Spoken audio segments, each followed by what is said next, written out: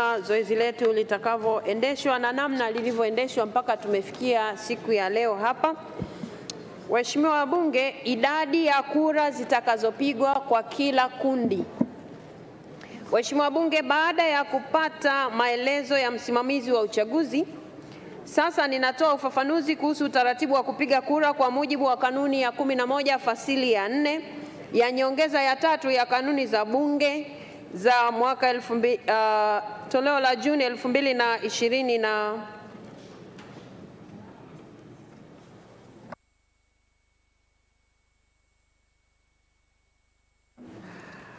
nyongeza ya 3 ya kanuni za Bunge za mwaka 2020. Kanuni hii inaelekeza kwamba spika pamoja na mambo mengine atatoa maelezo kuhusu idadi ya kura zitakazopigwa kwa makundi yote ya uchaguzi kama yalivyotajwa na msimamizi wa uchaguzi. Kwa kuzingatia majina ya wagombea yaliyowasilishwa na kila chama kwenye makundi husika na ili kupata uwakilishi uliowekwa, kila mpiga kura atatakiwa kupiga kura ya siri kwa kuchagua majina 9 tu ya wagombea anaopenda kuwachagua kwa utaratibu ufuatao.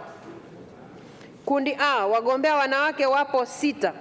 Kila mbunge atawapigia watatu. Katika wagombea 6 unapiga kura 3. Kundi la pili, B, wagombea wa Zanzibar wapo 5. Kila mbunge atawapigia 2. Kura 2 kati ya hizo 5. Kundi C, wagombea kutoka vyama vya walio wachache bungeni wapo 3. Kila mbunge atampigia 1 kura. Kwa hiyo utapiga kura 1 kwenye kundi C. Kundi D, wagombea wa Tanzania bara wapo 6. Kila mbunge atapiga kura 3, yani atawapigia wabunge 3 au wagombea 3. Aidha, idadi ya kura zitakazopigwa kwa kila kundi na namna ya kupiga kura hizo zitaoneshwa kwenye karatasi ya kura chini ya kundi husika. Esther Matiko, Mheshimiwa Hawa Bananga, msikilize maelekezo.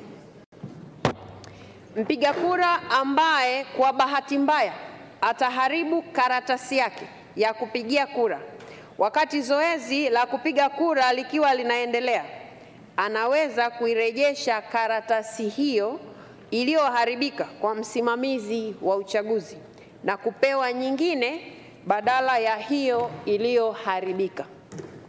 Waheshimiwa wabunge, baada ya maelezo haya, sasa tuanze zoezi letu la kuwaita wagombea ili waweze kujieleza na kuomba kura, na waheshimiwa wabunge kupata fursa ya kuwauliza maswali kama yapo ama kama yatakuwepo. Waheshimiwa wabunge, sasa tutaendelea.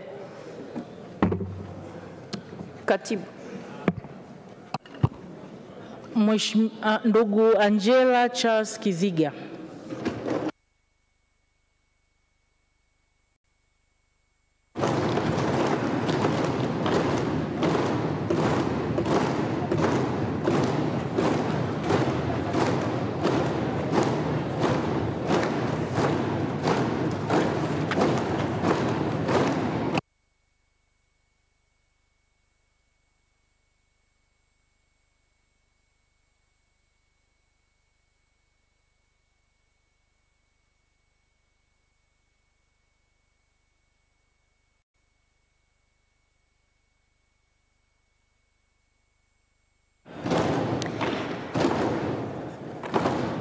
Karibu sana ndugu mgombea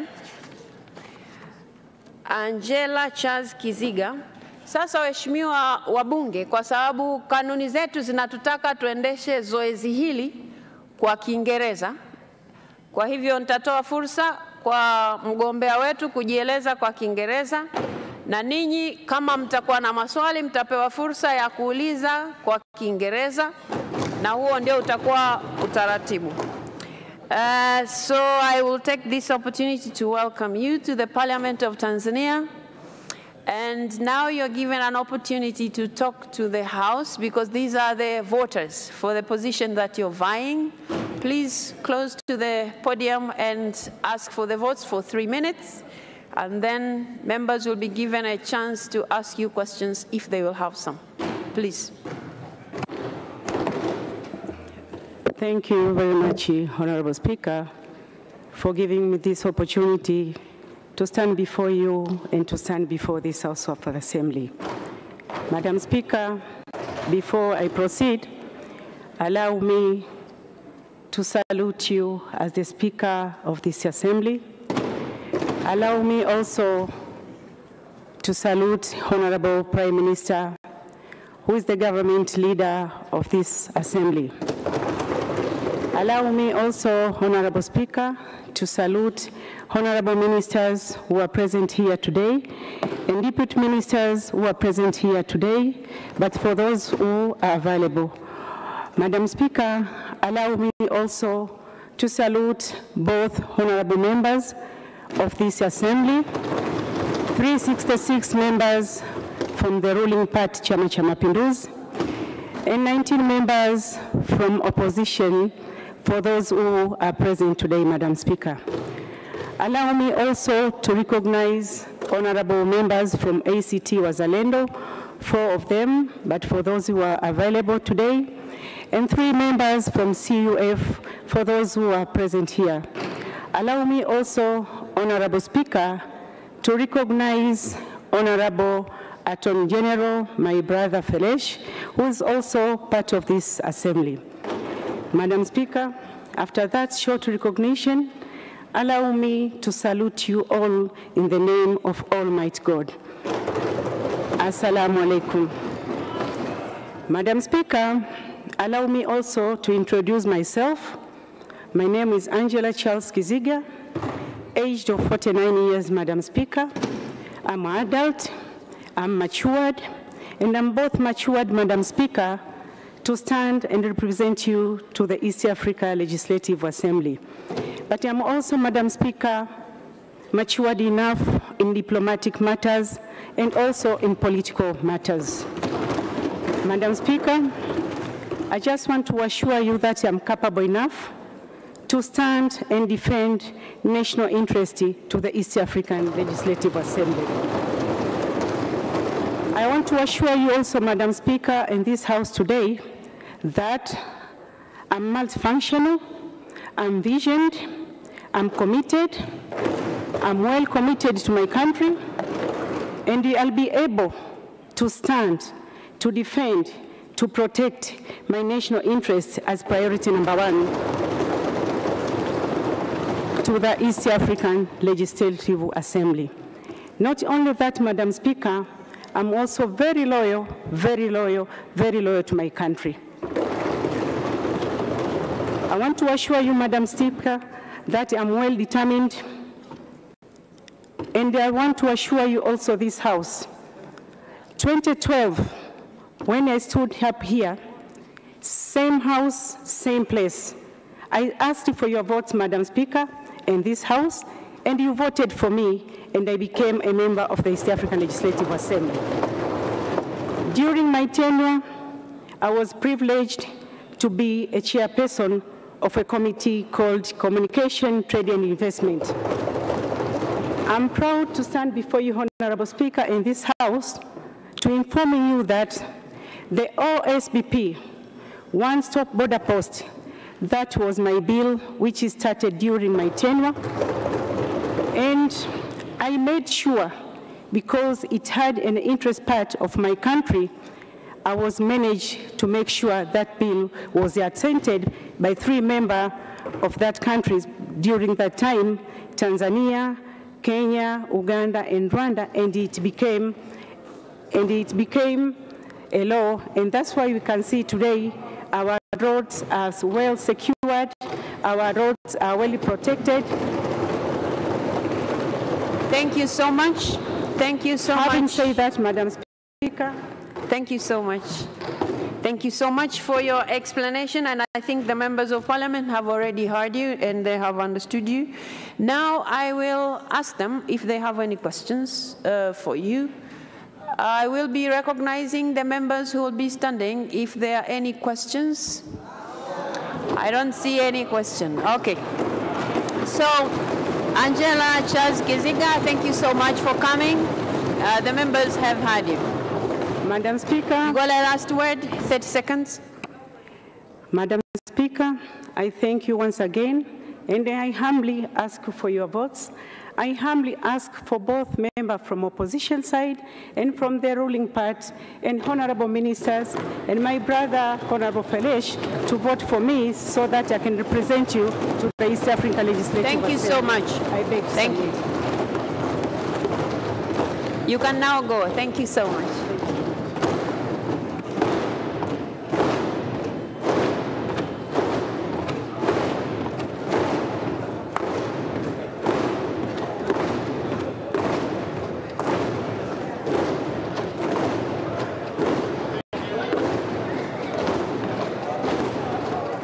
Katibu, tuendelee.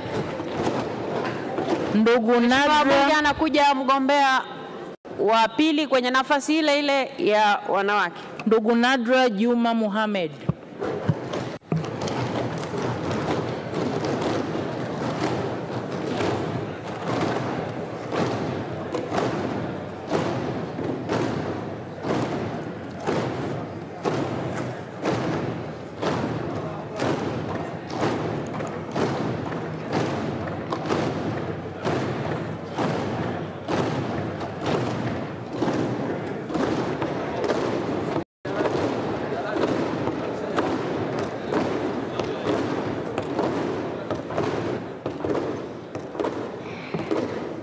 Nadra Juma Mohamed, you're welcome to the House.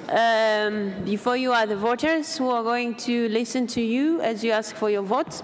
And they will also be given a chance, if they have any questions, to ask you.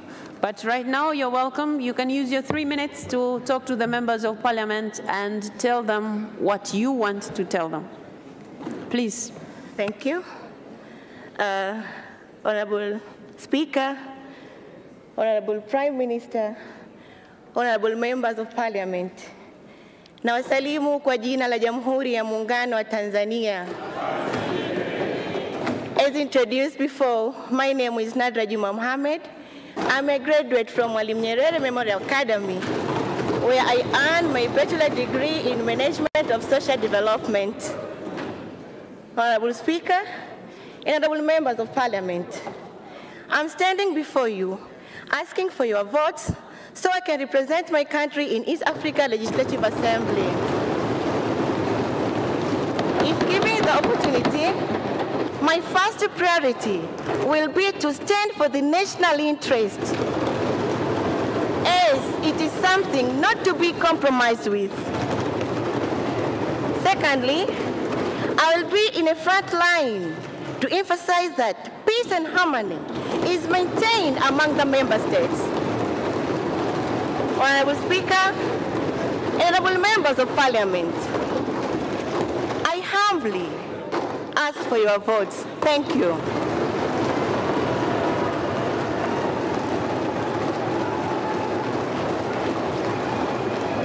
All right, the members of Parliament who are the voters have heard you. Now, members of Parliament, please.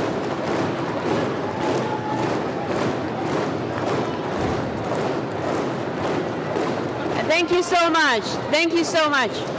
Thank you. So I'll give the members an opportunity if they have any questions. Thank you very much. There is none? Okay. Thank you so much. You can use 30 seconds to wind up. Okay.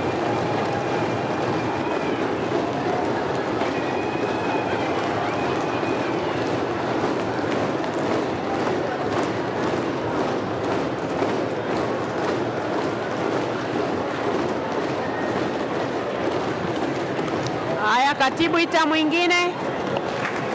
Ndugu Shogo Richard Mlozi.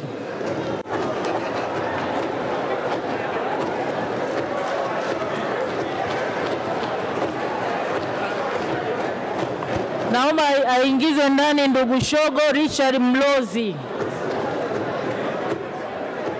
Waheshimiwa wabunge, niwaombe jambo moja. Waheshimiwa wabunge, niwaombe jambo moja. Mgombea akisha toka, tukishamaliza kushangilia tutulie ili mwingine aweze kusikia kuingia ndani. Haya, katibu, mgombea anayefuata. Ndugu Shogo Richard Mlozi.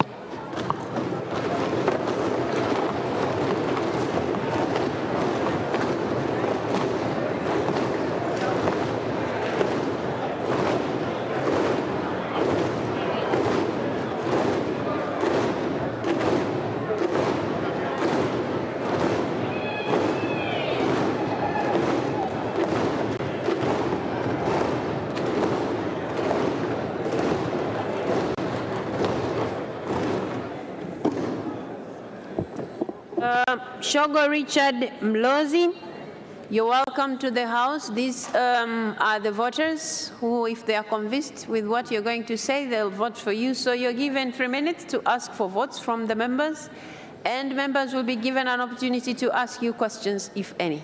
Please. Right Honorable Speaker, Honorable Prime Minister, Honorable Members of Parliament, good morning.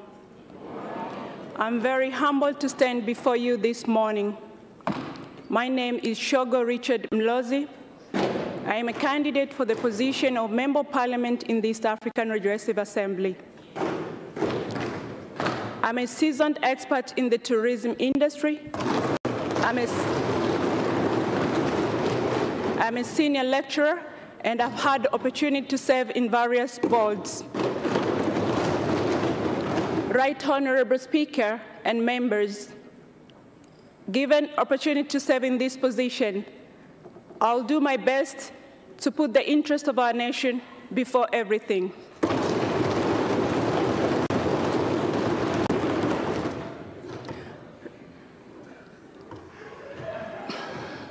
Right Honorable Speaker and members, I'd like to talk to you about a number of areas that I'd like to put my interest in. The first area is business opportunities and investment. The existence of East African community has posed a very competitive environment for doing business. East Africa has a lot of potential from agriculture, mining, energy, infrastructure, and tourism investment opportunities. The focus here is on the areas where other partner states have direct stake. From a business perspective, all businesses are linked to tourism industry, foreign direct investment, and shared trading and services. Right Honorable Speaker and members, I am very inspired and moved by Her Excellency Samia Suluhu Hassan, our President's noble work in reviving our economy and opening up our economy to foreign and local direct investment through the Royal Tour program.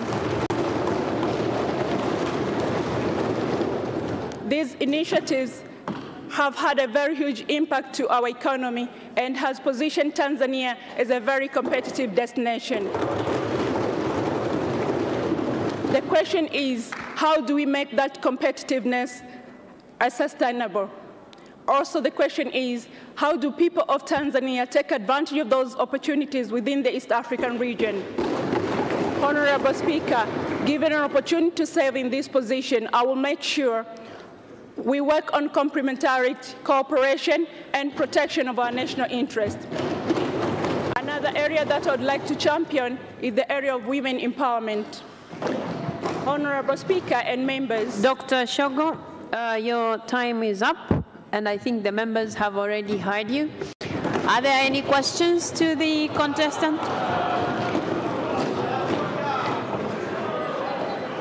Okay, there's a hand from Honorable Kingu. Thank you so much, Madam Speaker, to give me this opportunity to ask just one question to my sister, Shogo.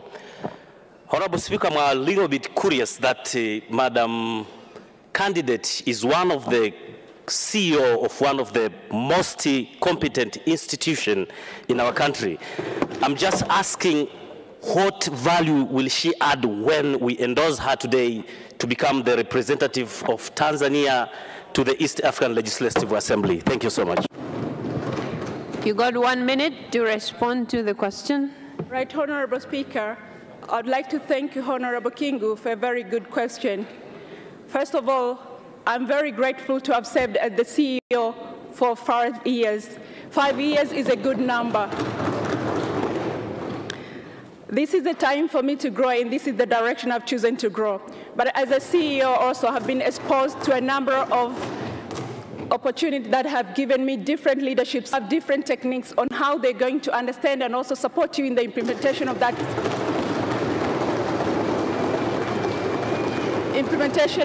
vision. In doing so, you need to have the lobbying skills, the negotiation skills and networking skills. That's not only the case.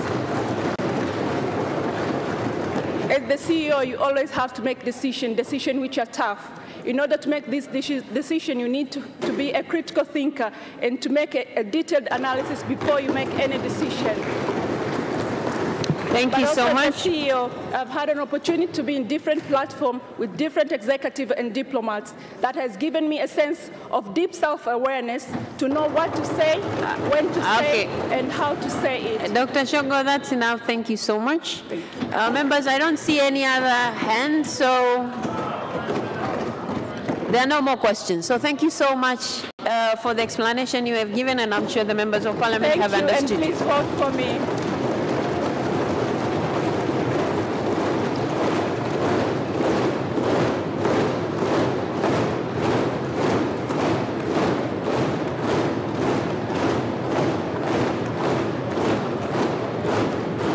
Asanteni sana waheshimiwa. Katibu mwingine. Ndugu Sonia Juma Magogo.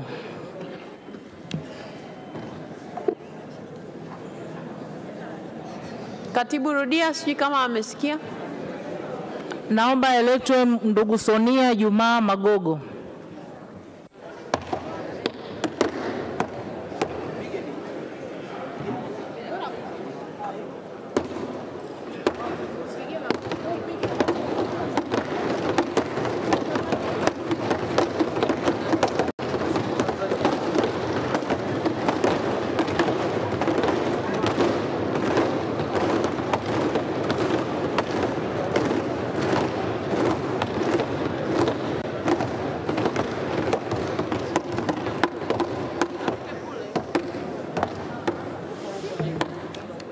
Sonia Juma Magogo, you're welcome to the Parliament of Tanzania, who the voters in this case, but you're a candidate for the IALA membership.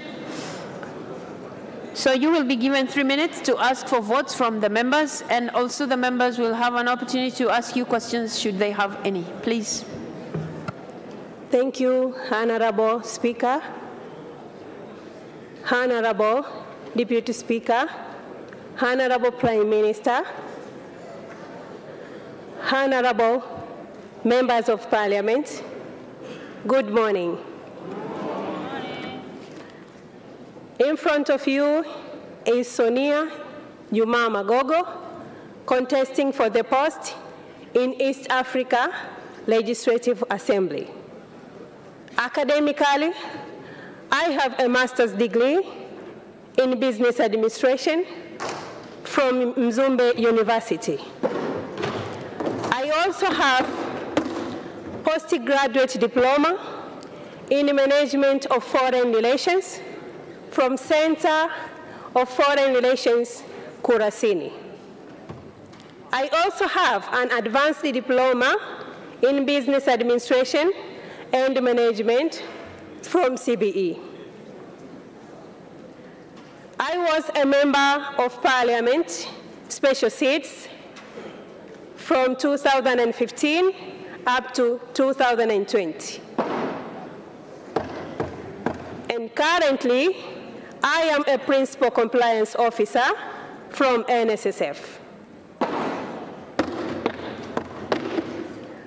With that short introduction, honorable members of Parliament, I stand in front of you to ask for your vote, to ask for your permission. I am capable and I'm ready to represent my country in that regional integration. I am a trained diplomat. I will bring back positive results to our country. Thank you very much. Thank you so much. I think the members of Parliament have heard you. I don't see any members standing or raising their hands. So thank you so much, Sonia Magogo. Thank you. Thank you, Honorable Speaker. You're free to leave now. Thank you. Thank you.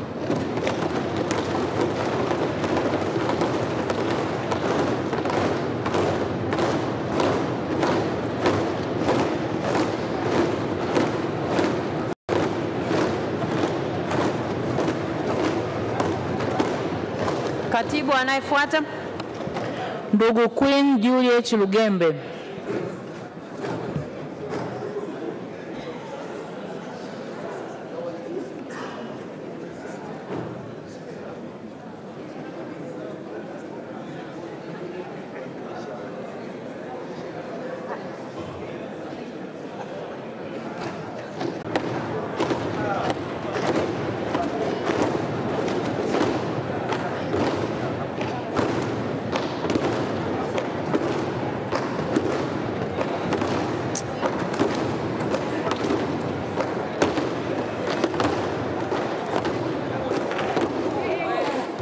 Queen, this side.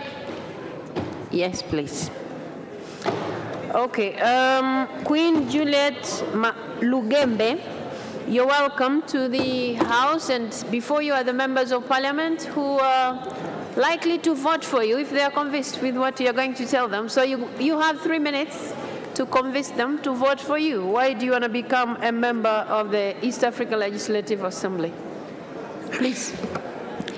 Honorable Speaker, Honorable Prime Minister, Honorable Member of the Parliament, greetings of the day.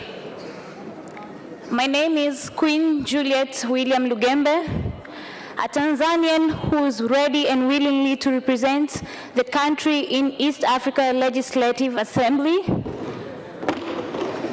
And hopefully my CV is already circulated to you all. And I'm a degree holder of ethics and development studies. Working with the community, it's my ambition that I want to look forward to. Coming to this task is to work together with all the Tanzanian communicate and having one team that can represent the country in East Africa Legislative Assembly. As a Tanzanian with thirsty of progress and development, I would like to represent my country to the East Africa Legislative Assembly as a true member of Tanzania with a spirit to work with the nation and my country, to go together with all what is said for our country and start together as one for the progress of our country. But also my vision is to work in both aspects, economically, politically, socially, and even in cultural integration, so that we can widen and go deep into the same issues, along with to improve the life of our citizen in different aspects, having the peace, securing the freedom of our country, and also work in terms of agriculture and trading in our country to improve in all aspects. And if possible, to have a tax exemption of all the cities, the members of the East African Community countries that are in the East African Legislative Assembly, to work together and have the same team for the growth of all together, and having that wide and probably to go further for our nation and fight together for all the benefits of our country without caring where we are from or which part that we are coming from, but we are all having to stand as one for the betterness of our country, our future, and the next generation that we are fighting for, to go together and having one team and one force for the development of our country. Thank you. Thank you so much. And I believe the members have had you. I don't see any member raising to ask you questions, so I think they are all comfortable and they have heard you. So thank you so much. Thank all the members who are in here together, and you should use me well for the development of our country so that we can reach further and further in this unity that we are going to participate all together. Thank you. Thank you so much. You may now go. Thank you.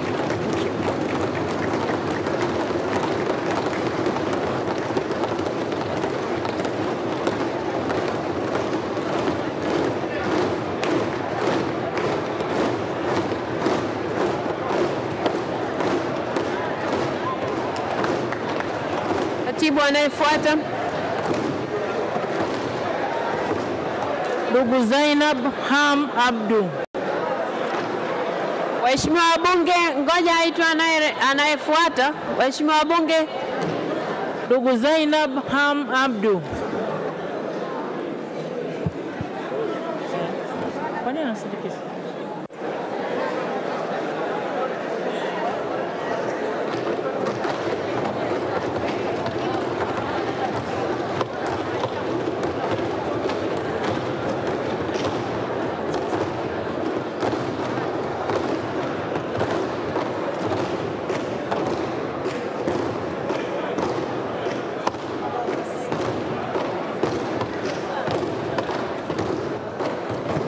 Okay.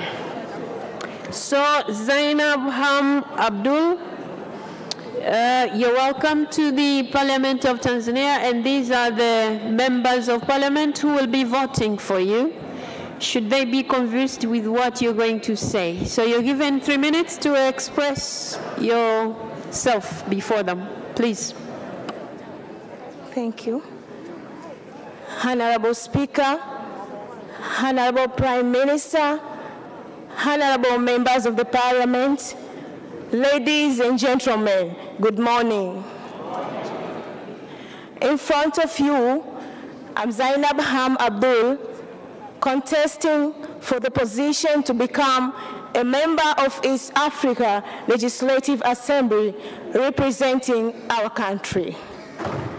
Therefore, it is my mission to stand on my feet to serve our country and the East Africa community by representing the EAC views at large, including the following, to mention but a few. Firstly, strengthening common markets and political stability among the East African countries. Secondly, stabilization of single customs administration system, for example, harbors, ports, industries. All of these should be put together so that to remove the separation or segregation between one country and another. Although I have 28 years old, a person with disability, yet I believe that I am the right person to fit to this position. Dear honorable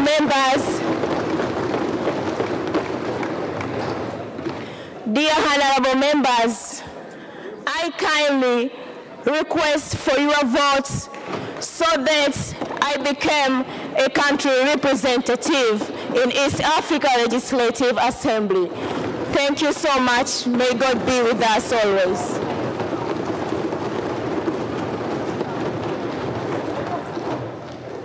Okay, thank you so much, Zainab Ham Abdul.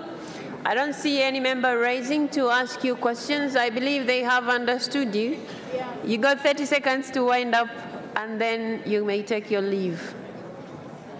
30 seconds. If you have anything to say, then you can go. Members of Parliament don't have any questions.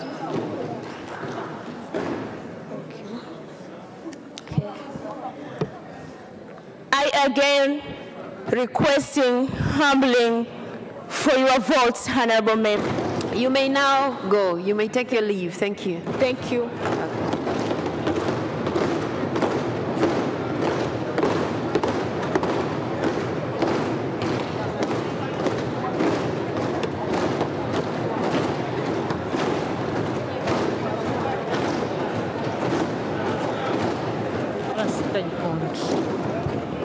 Waheshimiwa wabunge, tunaelekea kwenye kundi lingine.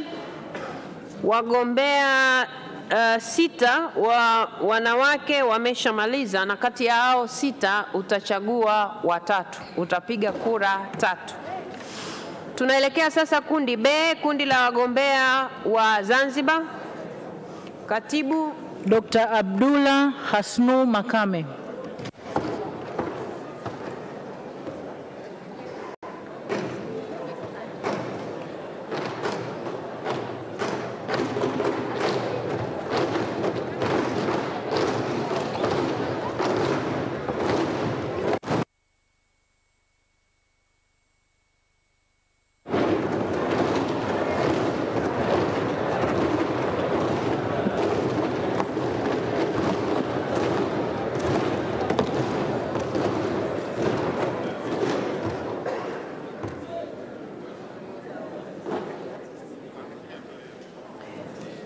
Dr. Makame, you're welcome to the Parliament of Tanzania.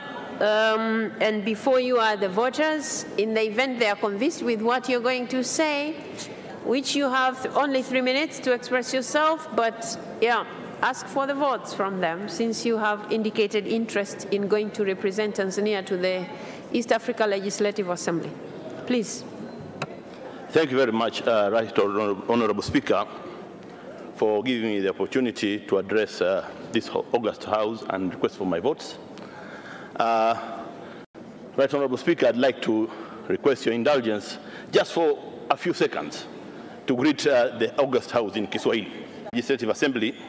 I served as the chairperson of the Tanzanian chapter for the first 2.5 years, and subsequently I served as the, which I'm continuing to serve as the chairperson of the Committee on Agriculture, Tourism and Environment and Natural Resources.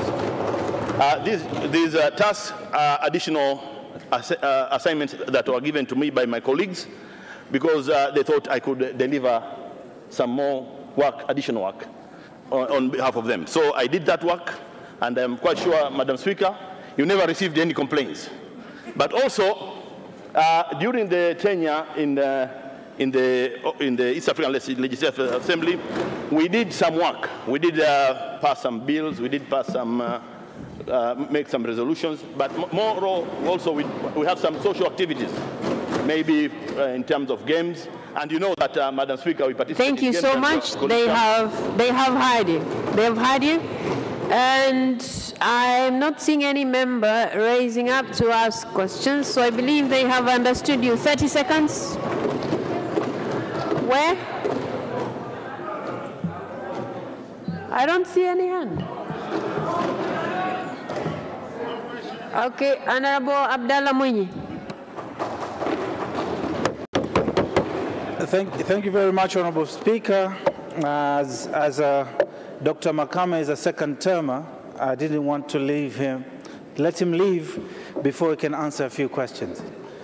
Dr. Makame, could you please explain to this August Assembly, what would you say are the fundamental challenges that you have faced during your first term of office, and what needs to be done to ensure that those challenges are alleviated? I thank you. Thank you very much, Honorable. Wait a second. You have to be called before you start speaking. Dr. Makame, please respond to the question. Thank you very much, Madam Speaker. This is a question asked to me by a member emeritus of the East African Legislative Assembly. He served for 10 years there. And it's a very good question, I would say, because in life, you don't live without challenges. So we have some challenges, and specifically, we had some challenges with regards to the integration of EAC, and we are looking at creating an environment that would enable the participation and the functioning of the private sector. That is a general issue, because we are seeing the challenges in business, much as the business people are doing business, but there are issues of non-tariff barriers. That's a general issue in the EAC. But in terms of us, also, Madam Speaker, with our the chapter, we need to have closer links with the National Assembly. I'm not saying that we don't have, but we'd like to improve the links with the National Assembly so that we have greater cooperation and report more frequently. That's, I think, the short response. Thank you so much. And the members, I think they have understood you. 30 seconds to wind up. Thank you much, Madam Speaker. Now, having said what I have said, the only thing which is remaining is to request your August House through you, Madam Speaker, but the members as well, and your own vote, Madam Speaker, the vote of the Right Honorable Prime Minister and my former Minister of Foreign, Honorable Dr. Ndubaru, and all members, you know, because he groomed us while we were in the EAC. Thank you, Madam Speaker. Thank you. Thank you so much. You may now take your leave. Thank you so much.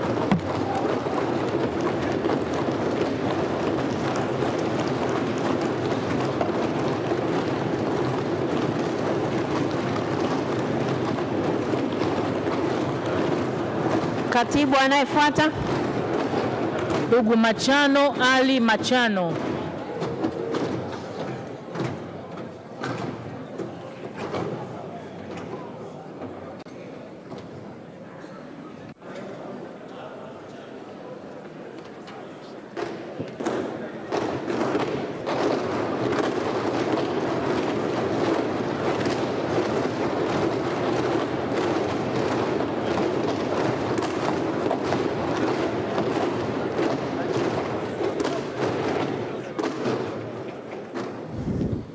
Machano Ali Machano, before you are the voters, and in the event they are convinced with what you're going to say, they'll vote for you. So you're given 3 minutes to prove yourself to the members why they should vote for you. Please.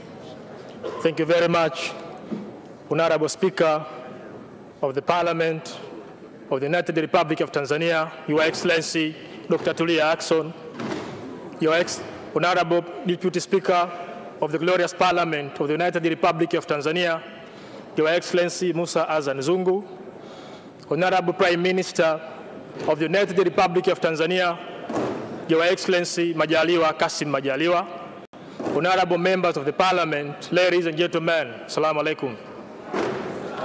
Honorable Speaker, member of the Parliament, in front of you is Mr. Machano Ali Machano. I'm 34 years old. Currently, I'm Legal Officer, Minister of Blue Economy and Fisheries of the Revolutionary Government of Zanzibar. I'm working at Pemba main office. Honorable Speaker, I'm here in front of you because I'm running for the member of East Africa Legislative Assembly. Honorable Speaker, I have made decision to contest this post because I want to represent my country in East Africa Legislative Assembly. In respect to that, I want to air out various opportunities available in our country to the other East African member states. In addition to that, I want to strengthen the historical relationship between Tanzania and other East African member states. Honorable Speaker and members of the Parliament, I know the respect and position of our country in East Africa, Africa, and the world at large. I also know the respect and seriousness of the post I'm contesting for. And finally, I know the respect of this organ, the glorious Parliament of the United Republic of Tanzania. I humbly and respectively promise you that I will never let you down. Please vote for me. Please invest, Honorable Speaker and dear members of the Parliament, I kindly request you, invest your trust to me. I will never let you down. I will never, ever, forever spoil the image of our country. Honorable Speaker, please, I ask for your vote. Honorable Prime Minister, I honestly asking for your vote. Honorable members from various constituencies, from Zanzibar mainland, Tanzania mainland, and Zanzibar, I'm asking for your vote. Honorable members of this Parliament, from special seats, CCM and others, I kindly request for your vote.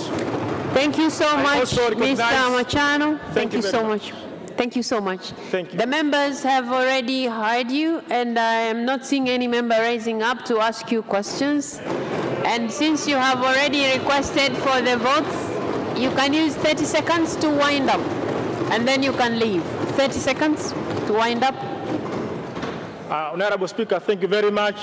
Being back to the respective country, I request for your vote. I confidently promise you that you will never, I confidently promise you that you will never regret your decision you are going to make. Thank you very much.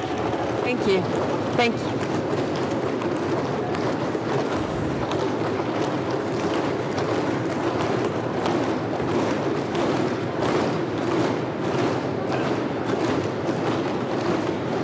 Katibu anayefuata, ndugu Anderson Ndambo.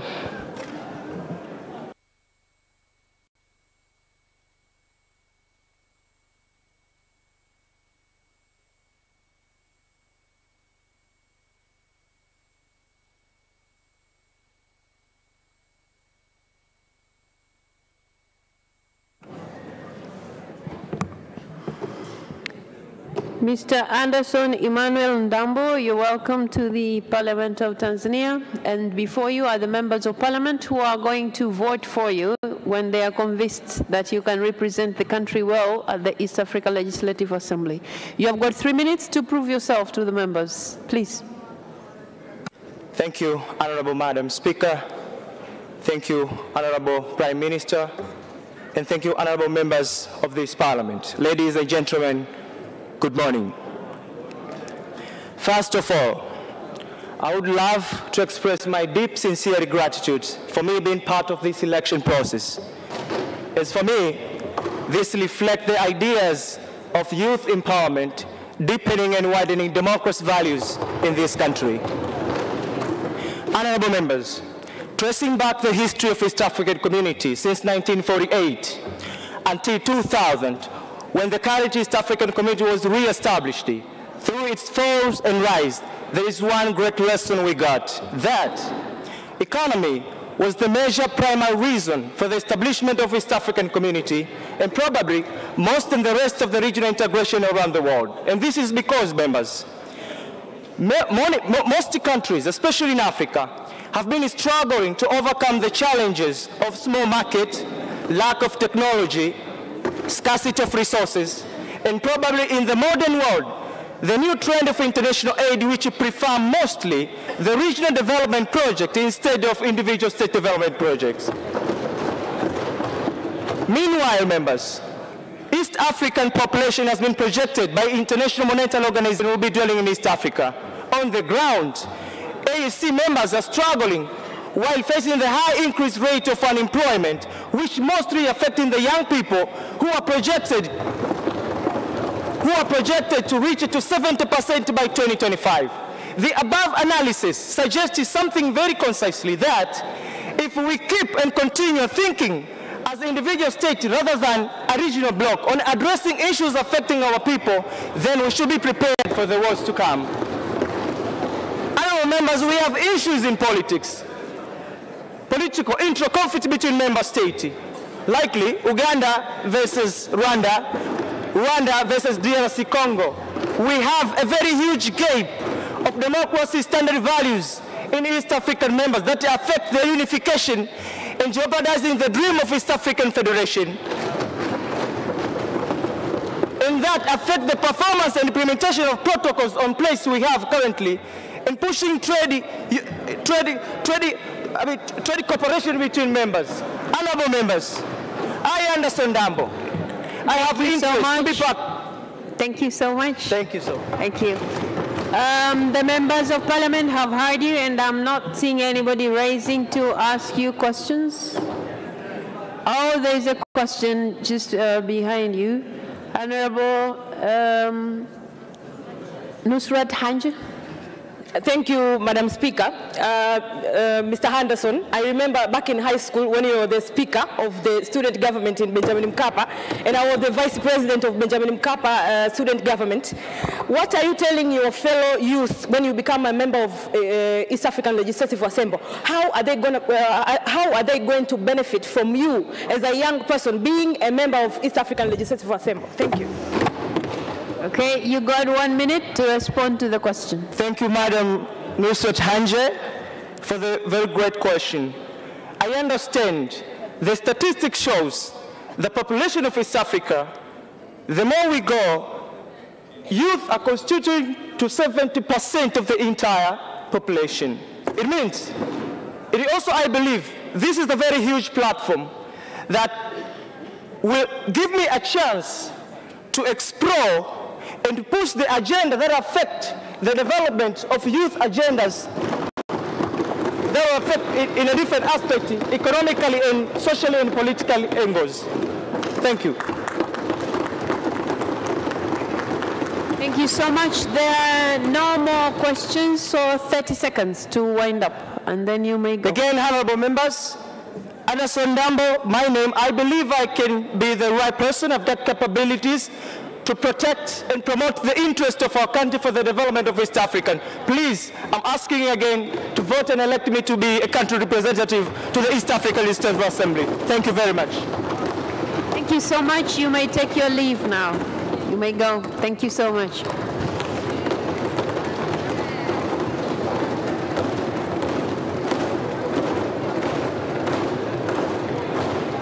Katibu anayefuata, ndugu Husna Mohamed Abdalla. Husna Mohamed Abdalla.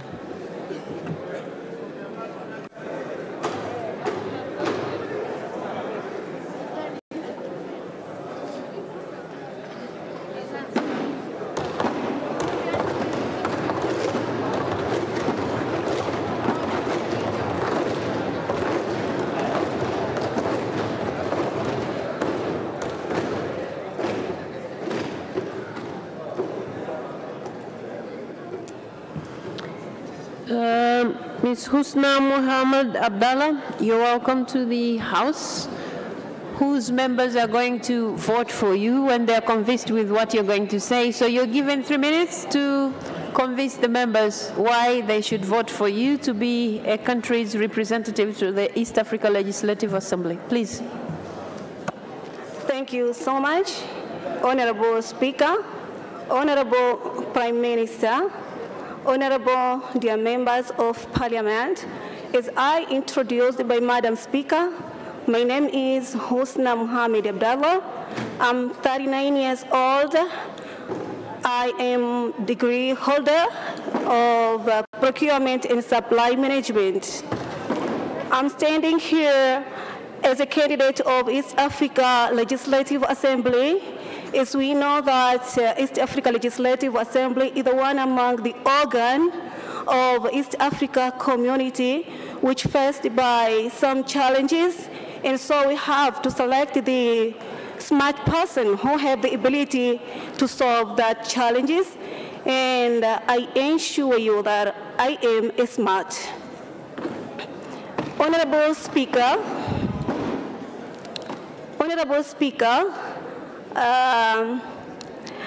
because of the time, I want to explain more about these challenges because I have the great idea that I'm going to establish when you give me the chance to be a member of East Africa Legislative Assembly member. It's about free market. Honorable Speaker, this time, I think time is enough for Africans to send our money abroad unless they are manufacturers.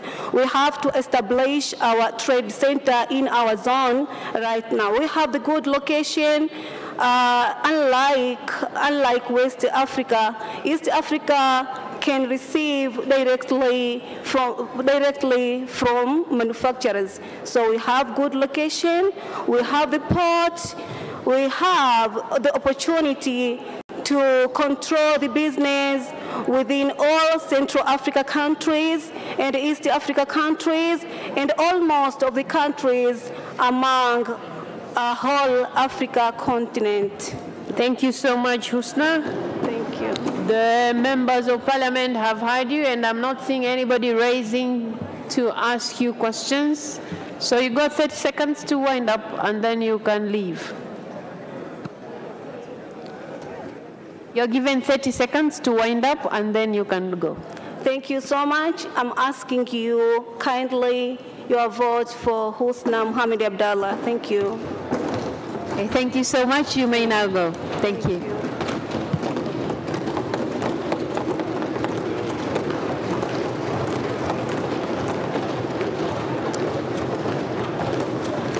Katibu anayefuata, Engineer Mohamed Habib Mnya.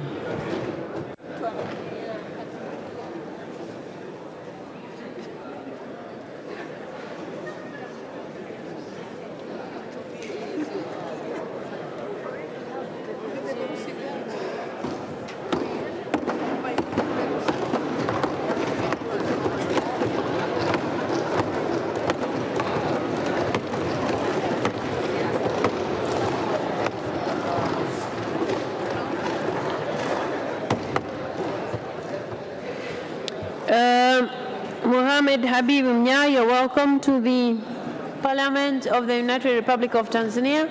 And before you are the voters, so if they're convinced, they'll vote for you. So you're given 3 minutes to convince them why they should vote for you. Please. Right Honorable Madam Speaker, Right Honorable Prime Minister, honorable members of this august House, ladies and gentlemen, good morning. My name is Engineer Mnya.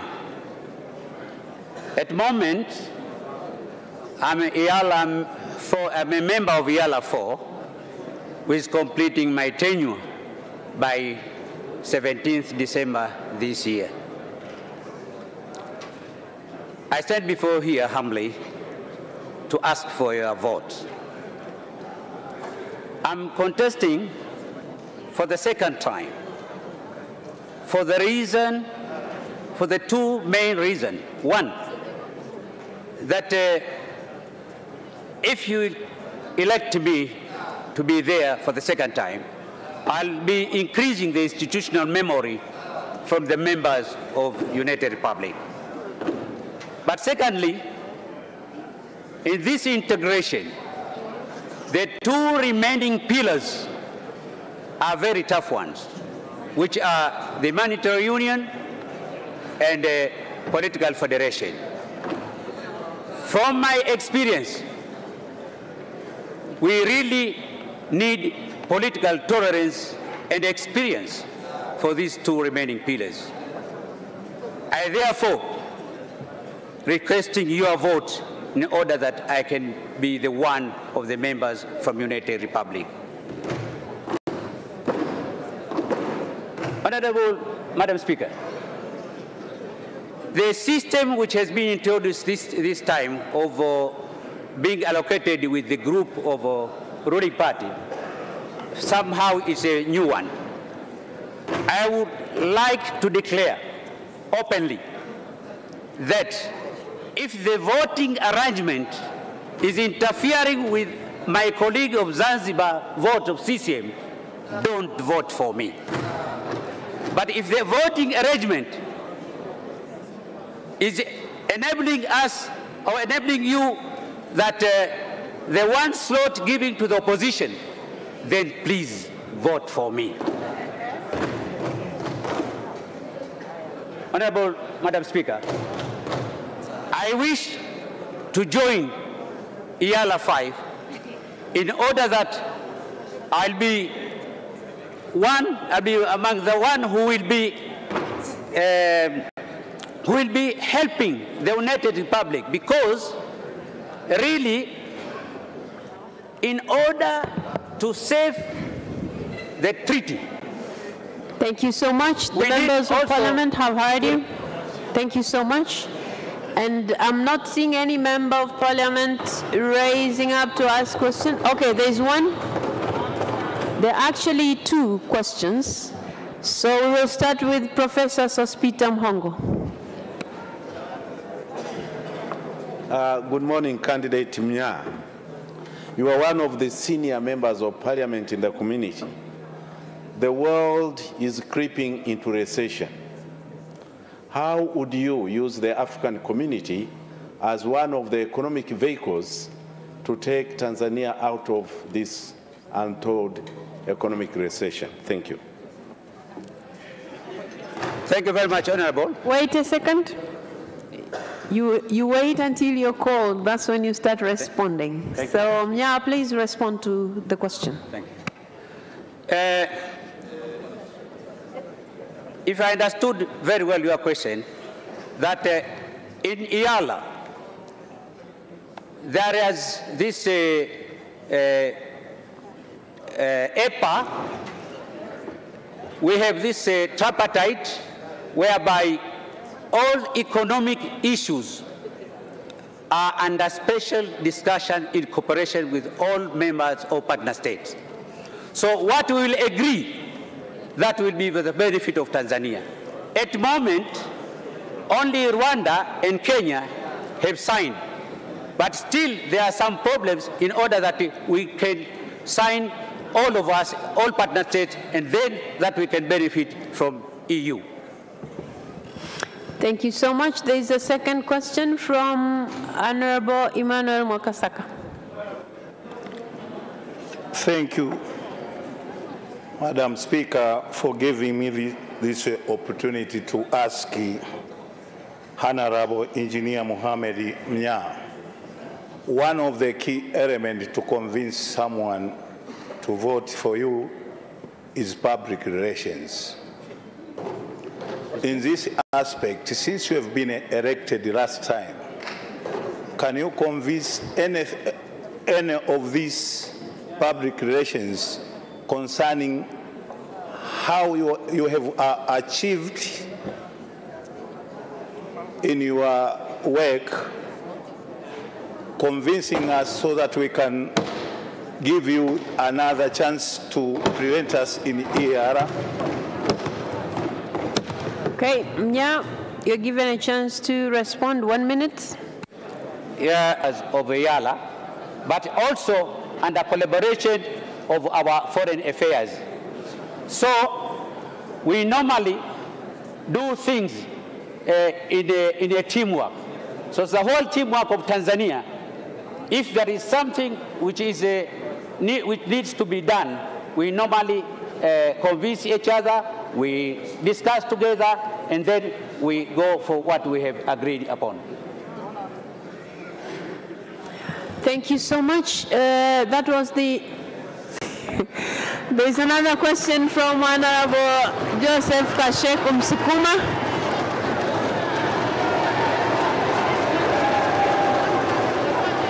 Thank you.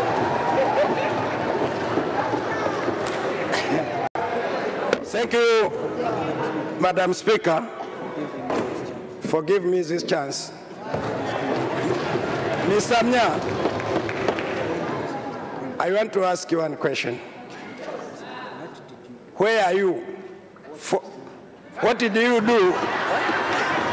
What did you do for the last 5 years?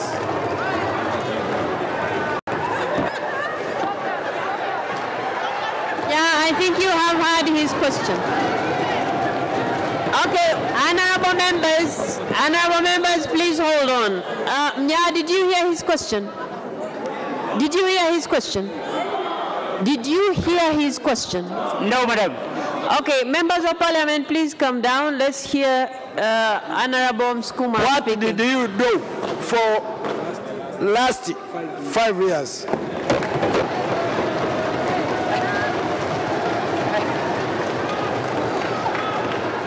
Okay, so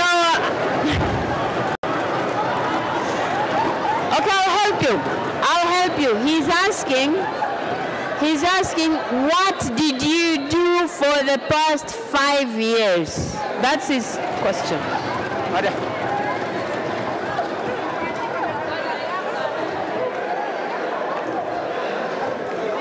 Okay, you're still showing signs that you haven't heard. Did you hear me? Can you help? Okay, members of parliament, let's give him a chance to respond. Members of parliament, let's give him a chance to respond. Okay, let me repeat his question. Please listen to me. He's asking, what did you do for the past 5 years? That is his question. Thank you very much. Well, for the past 5 years, the main work of the Legislative Assembly, their works in committees, their work in the Assembly. We have passed a lot of bills. We have done a lot of oversight. There are a lot of things. Even I have passed some motions. So there are a lot which I have done for the last 5 years. And all other things, it depends on the group of other colleagues. There was one very crucial bill from one member of the Kenya, private bill, whereby we managed to stop, because it was very bad bill from our country economically, it would destroy our customs. So one of the things which we denied together, those are the things which we did.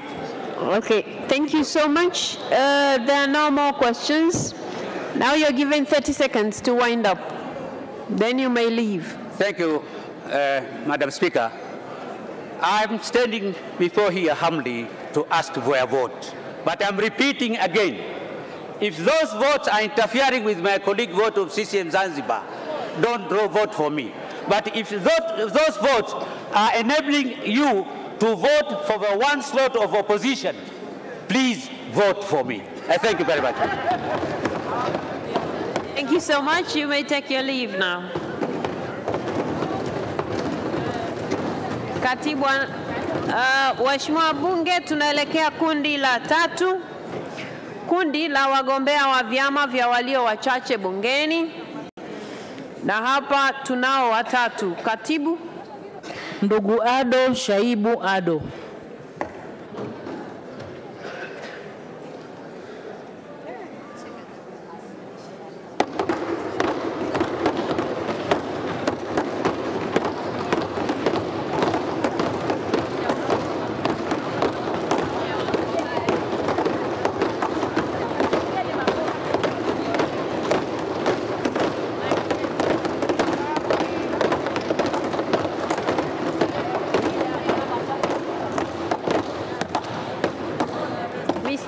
Shaibu Ado, you're welcome to the Parliament of Tanzania, and before you are the members of Parliament who you are standing there to convince them so that they vote for you to represent the country to the East Africa Legislative Assembly. And in that respect, you're given 3 minutes to do just that. Please. Honorable Speaker and honorable members of the Parliament, I salute you in the name and the spirit of the United Republic of Tanzania. And you know what to respond. As introduced, my name is Ado Shaibu Ado. I am humbly standing before you, honorable members, to kindly request for your votes so that I can represent our beloved country, Tanzania, in the East African Legislative Assembly. Honorable Speaker, honorable members, before I proceed, please allow me to express my pleasure and delight for stepping foot in this honorable Parliament, whose Speaker, one of the fine legal minds in Tanzania, Honorable Tulia Ackson Mwansasu, she was one of my lecturers at the University of Dar es Salaam a decade ago, where I graduated with a Bachelor of Laws.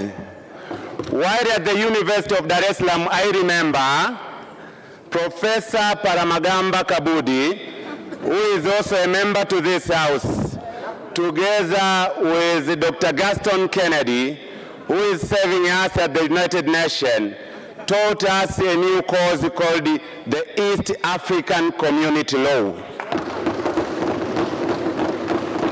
Its main objective was to prepare Tanzanian lawyers like myself to serve competently in the organs of the East African community, such as the East African Legislative Assembly, the East African Court of Justice, and the Secretariat.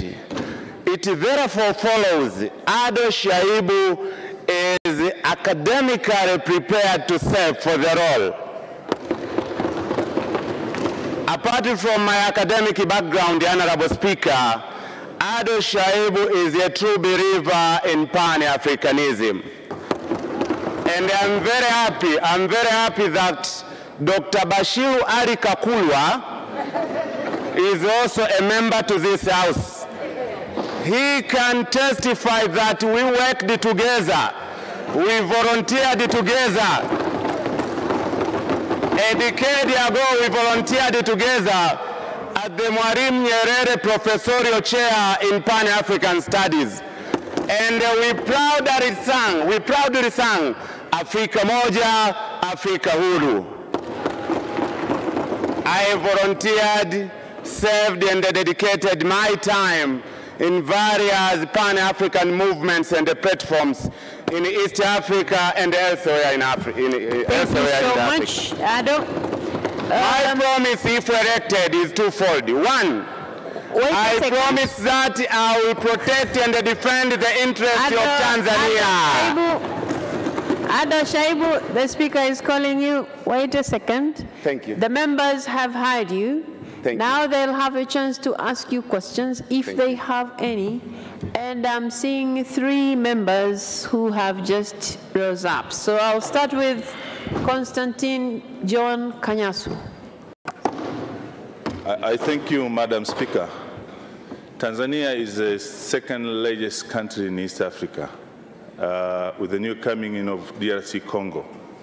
It is strategically located with potential competitive advantages. I want to know what are your agenda to push in East Africa to make Tanzania great? Thank you. Mr. Ado Shaibu Ado, you're given 1 minute to respond to a member's question. Thank you very much, Honorable Speaker. The main sector of economy in Tanzania is agriculture. And therefore, my push will be to provide and to look for market for agriculture products from Tanzania. We have a lot of markets in East Africa. So my priority will be market for agricultural products. Thank you. Honorable Mwanaisha Ulenge. Thank you, Honorable Speaker. My question to Ado Shaibu is as follows. The legal and institutional framework of EAC is not in line with our national one. Do you agree with that? And if it is yes, as a member of FIALA, how are you coming to make sure Tanzania will harmonize at the same time we benefit with that? Mr. Ado Shaibu, did you understand his question? I've not heard that well. Please repeat yourself. Okay, I have said the legal and institutional framework of EAC is not in line with our national. Do you agree?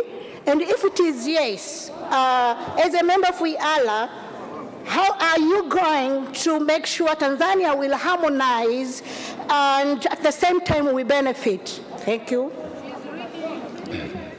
Honorable Speaker. Wait, you have to be called before you speak. Now you have a chance to respond to her question. Honorable Speaker, as said before, I've been taught in East African laws. The East African community operates under international law. It has its legal framework and administrative framework. Legally, we have the treaty and we have protocols. Administratively, we have organs. We have organs in the East African community. So the way I see it, there is a correlation between the legal and the administrative framework of the community and the linkedness with the framework of the nation. For instance, one example. There is a direct link between the East African Legislative Assembly and this House. There is a link. Thank you. Thank you so much. Honorable Jessica Kishoa.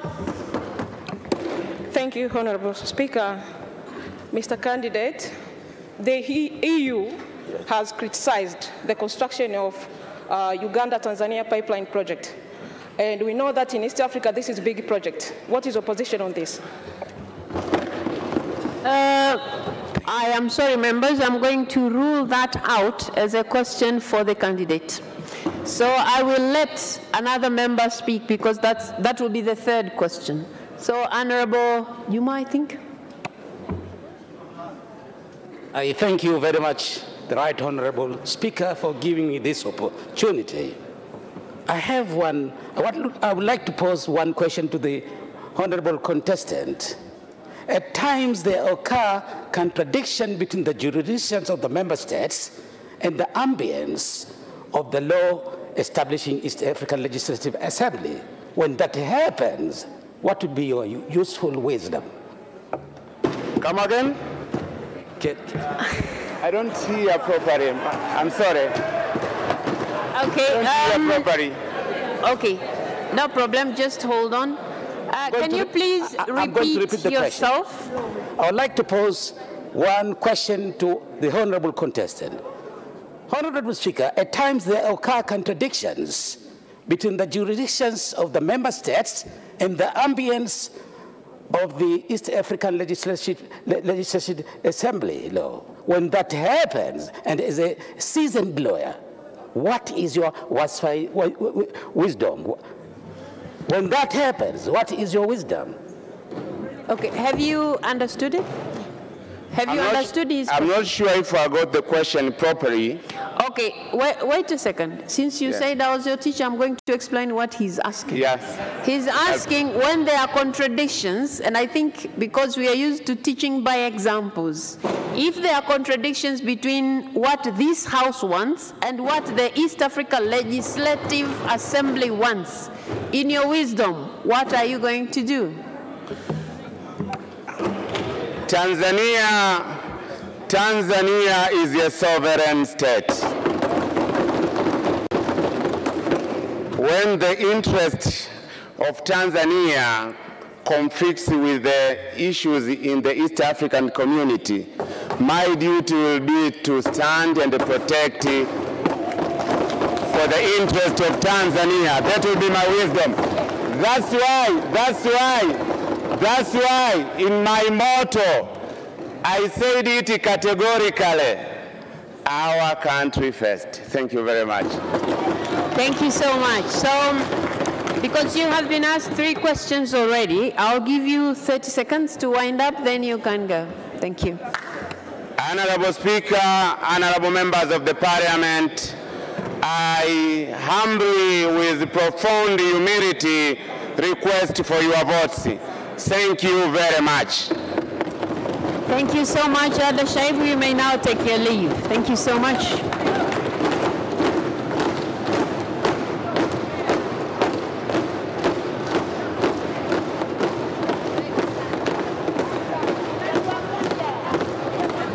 Katibu anayefuata. Jafar Saidi Mneke. Anayefuata ni ndugu Jafar Saidi Mneke.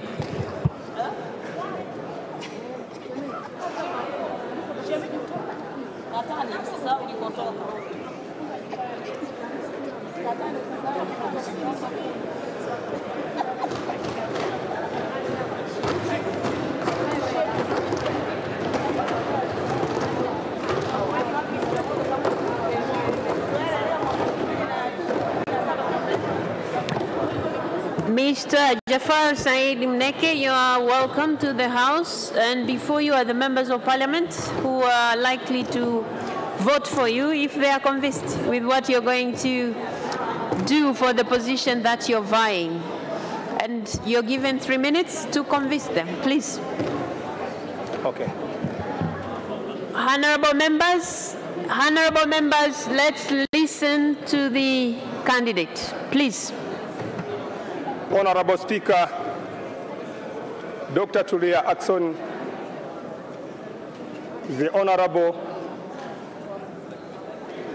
Prime Minister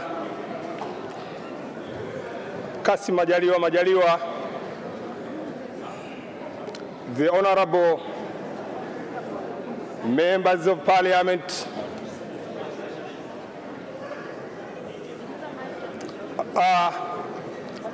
my name is Mneke Jafar Saidi, a member and a leader of the Civic United Front Kafu Chama cha Wananchi, a director of Foreign Affairs Policy in the Parliament of the Civic United Front. Also, I am a deputy chairman of a technical committee of the TCD, Tanzania Center for Democracy. Honorable Speaker, please allow me to thank Her Excellency Head of the State, Mama Samia Suluhu Hassan, for her good governance and the wonderful achievement in a very short time of her leadership. Honorable Speaker, also allow me in a precise way to thank Almighty God who gave me this opportunity to be here in front of you today. Without God, I couldn't be here this morning.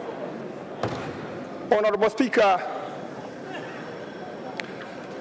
I'm a candidate of Oyala. I humbly request you to vote for me. If you will vote for me to be a member of Oyala, I'm going to capitalize on 3 issues. The first issue which I'm... Thank you so much. The bell has rung already. I'm going to let members who have questions, and I don't see any raising, so it means they have all understood you. And now you're given 30 seconds to wind up, then you can go. Thank you so much. Okay. Okay. Honorable members of Parliament, the first issue I'm going to deal with is the national agenda. I'm going to send for national agenda.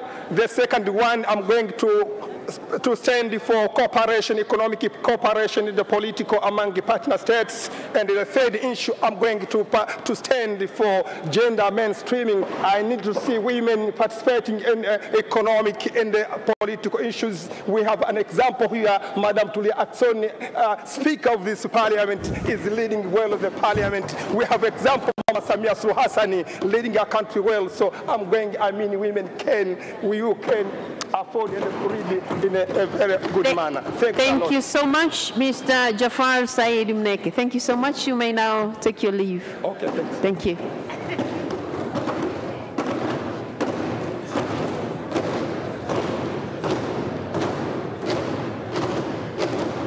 Katibu anayefuata. Anayefuata ni ndugu Mashaka Halfan Ngole.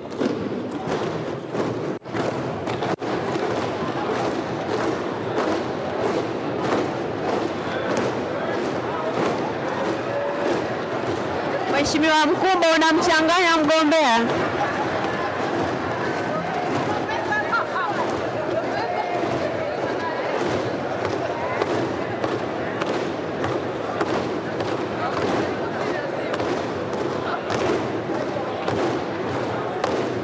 Mashaka Halfan Ngole, you're welcome to the Parliament, and these are the members who are going to vote for you once they are convinced with what you're going to do as a member of the East African Legislative Assembly, should they vote for you. So you're given 3 minutes to convince the House why they should vote for you. Please. Thank you, Honorable Speaker. Honorable Speaker, Dr. Tulia Ackson, Honorable Kassim Majaliwa, Prime Minister of the United Republic of Tanzania, Honorable Ministers, Deputy Ministers, and the members of the Parliament present in this House.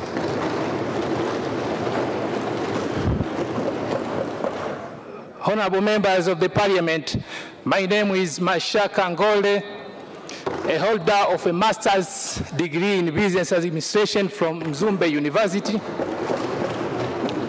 a holder of a first degree of law from Zanzibar University, and the holder of a postgraduate diploma in legal practice from the Law School of Tanzania. Honorable members of the Parliament, I am also an advocate of the High Court and the courts below there too, and I've been practicing law for almost 10 years now.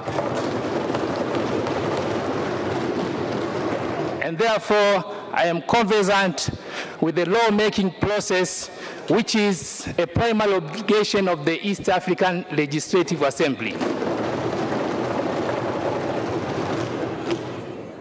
Honorable members of the Parliament, I am standing here before this House contesting for the post of a member of East Africa Legislative Assembly, as I believe to be a competent and a qualified person for that post. Honorable members of the Parliament, I pledge with my commitment that once I am elected a member of the Parliament, I will stand and defend the interests of our country on any matters presented to the East African Legislative Assembly. Honorable members of the Parliament, I also pledge to fully participate in the legislation of the laws of the East African Legislative Assembly, which are beneficial to our nation and without compromising to the national interests, to our national interests. Honorable members of the Parliament, lastly but not least, I commend all the efforts and the leadership of our President, Her Excellency Samia Suluhu Hassan, towards the achievement of the first milestone of the East African Legislative Assembly, which is the Custom Union. Thank you so much. Thank you so much. The members of Parliament have heard you, and I can see a number of them raising up, but there are more than 3. So we will have Honorable Zainab Katimba, we will have Honorable Olele Kaita, and Honorable Musa Sima. Those will be 3. So Honorable Zainab Katimba. Thank you, Honorable Speaker. I just have one very simple question. Advocate Mashaka, can you tell this August House, can you give us an overview of what the East African Legislative Assembly is, when it was inaugurated, and who was the first speaker of the East African Legislative Assembly? Well, I will let you respond to the first question and overrule the 2 questions. The question asking about the first speaker and when it was inaugurated. So respond to the first one. Thank you, Honorable Speaker. Thank you, member, for the question. Honorable Speaker, the East African Legislative Assembly is an arm of the East African community. Its purpose is to legislate laws. It was inaugurated in November 2001.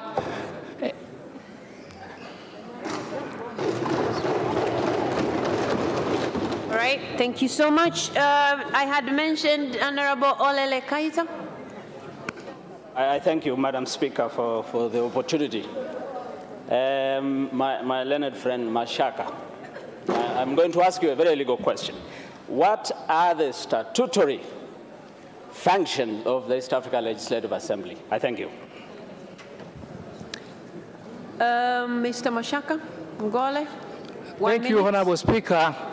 The functions of the East African Legislative Assembly are in Article 49 of the treaty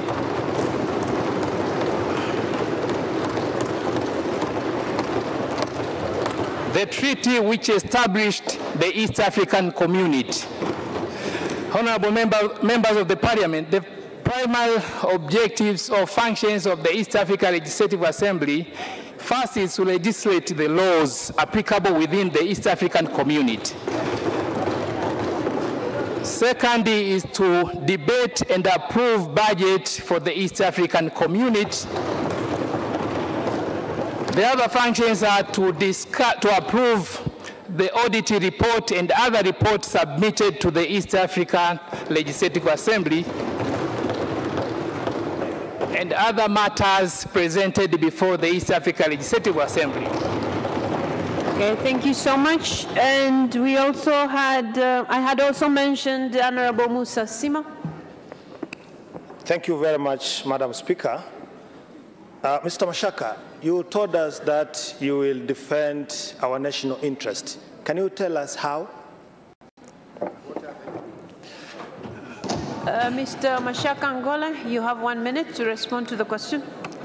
Thank you, Honorable Speaker.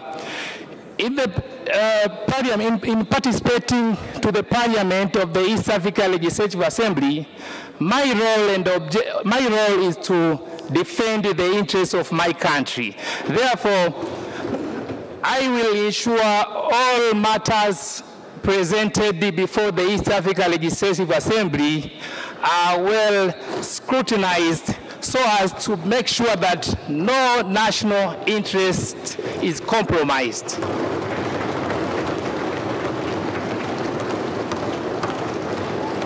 Honorable members, you have already asked 3 questions, so I'm going to give you 30 seconds to wind up and then you can leave.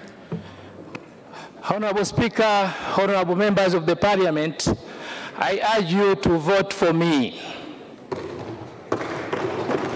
Thank you. Thank you so much. You may now take your leave. Thank you.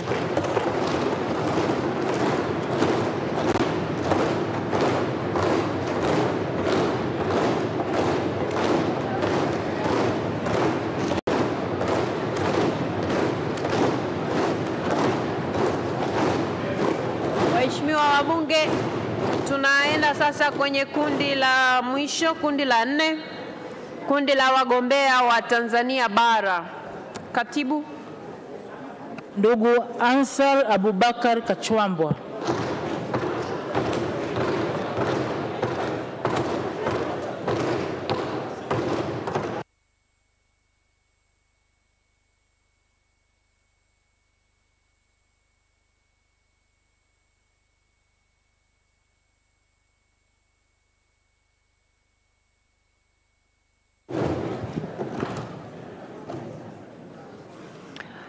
Mr. Ansar Abubakar Kachwambwa, you're welcome to the Parliament of the United Republic of Tanzania. And before you are the voters who are likely to vote for you, should they be convinced that, you fit to be a member of the East Africa Legislative Assembly, you're given 3 minutes to convince the House, please.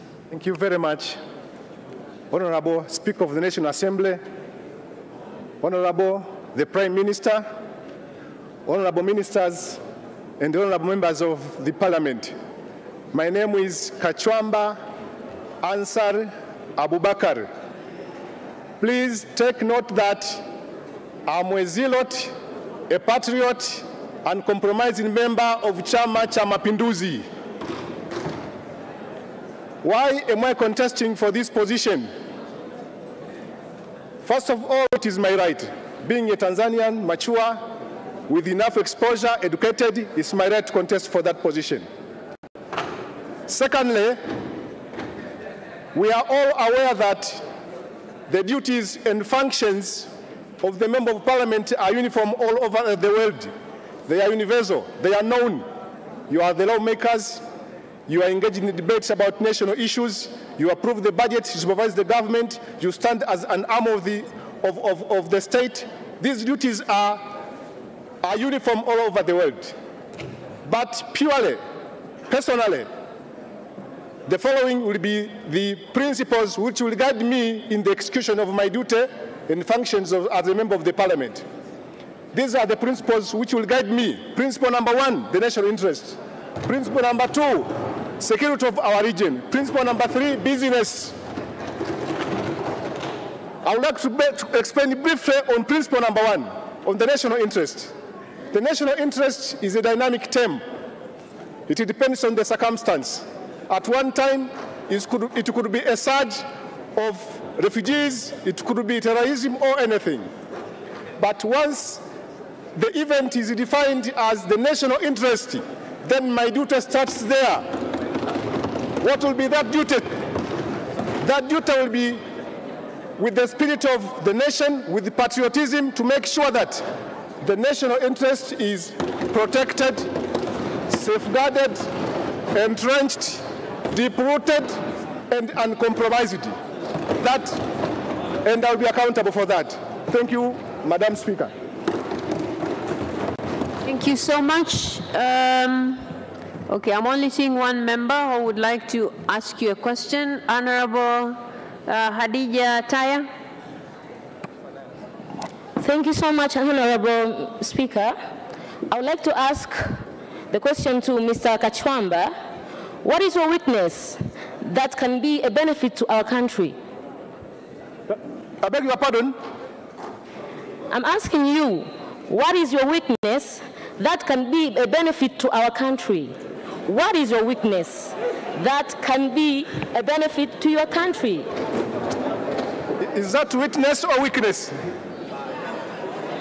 I think if I heard her correctly, she's asking about your weakness. Witness. So, yeah, that's it. Well, okay, you turn this side. She's asking if you have any weakness. That's her question.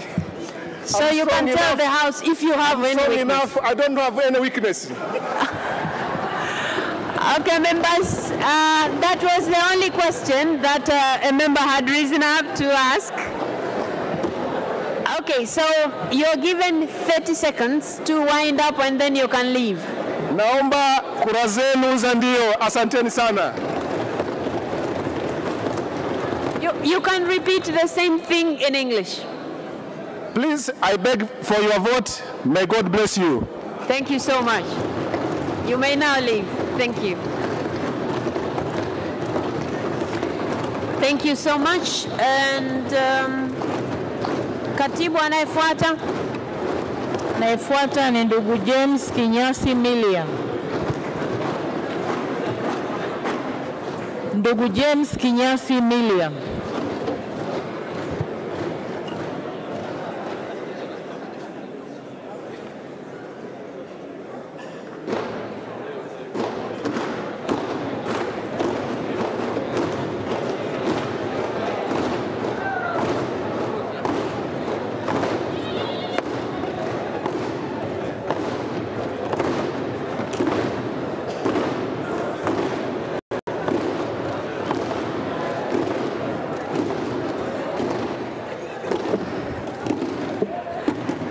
Mr. James Kinyasi Milia, you're welcome to the Parliament, and before you are the voters who you have to convince that you're capable and able to go represent the country at the East African Legislative Assembly.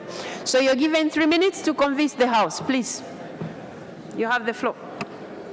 Honorable Speaker, Honorable Prime Minister, distinguished members of Parliament, good afternoon. My name is James Milia. I happen to be a lawyer, an advocate of the High Court of Tanzania. I happen to be a lawyer. Wait a second. When you're speaking, it's usually not easy to be static, but you have to try, pull a little bit the mic, and then address the House. Thank you. May I start? Honorable Speaker, Honorable Prime Minister, distinguished members of Parliament, good afternoon. My name is James Milia. I'm a lawyer by training. I hold a master's degree from the University of Pretoria and the American University in Cairo. Honorable Speaker, may I, at this juncture, thank God, thank the leadership of CCM, and thank all of you, because it's for you that I'm a candidate today. Honorable Speaker, I'm humbled to stand before you with immense humility that you are here for a task to elect members of Parliament to represent our country in the East African Legislative Assembly.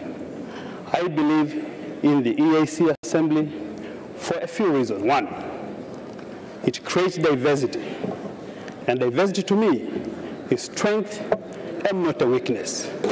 Two, it strengthens ties of brotherhood among and between member states. But three, it is legislative and oversight mandate. It does create an opportunity in the framework for economic and policy framework which Tanzania will benefit. Honorable Speaker, I'm privy of the role of a member of Parliament within the East African community, and I want to assure Tanzanians that all legislations passed in the EAC Parliament will and should reflect the interests of Tanzania all time.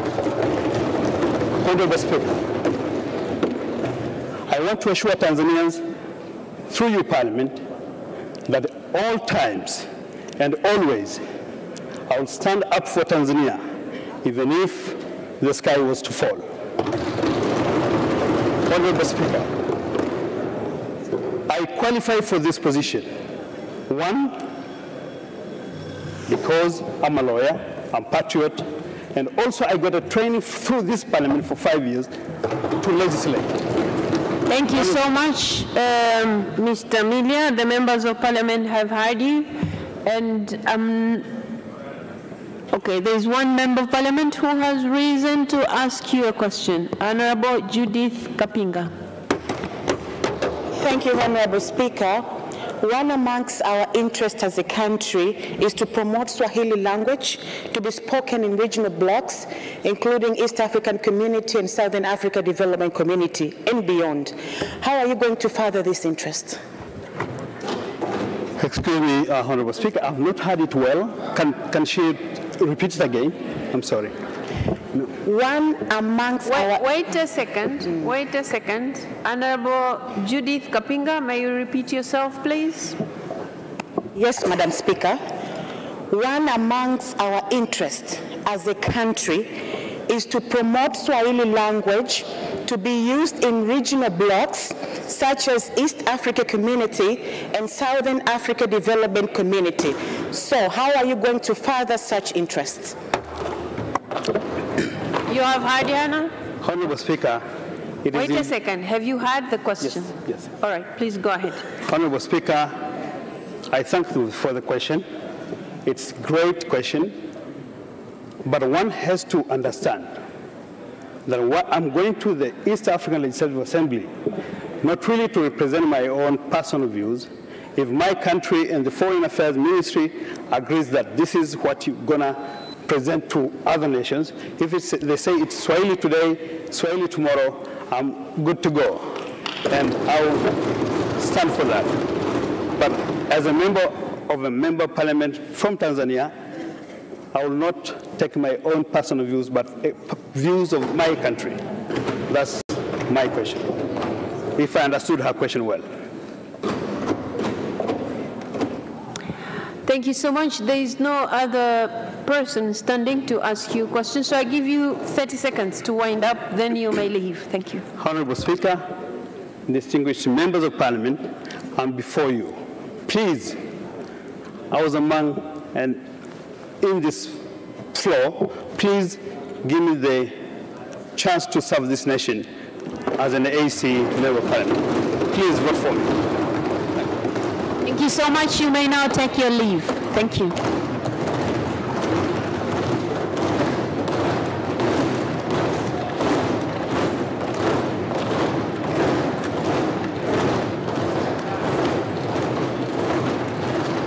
Katibu anayefuata.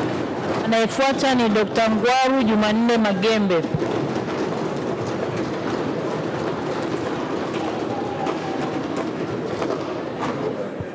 Dr. Ngwaru Jumanne Magembe.